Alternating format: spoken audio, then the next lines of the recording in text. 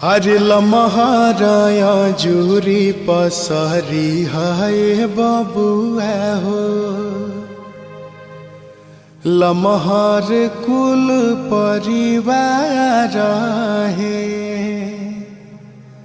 लमहर बाटे तहरा पापा जी के नैया हो, लमहर कुल खानदान है।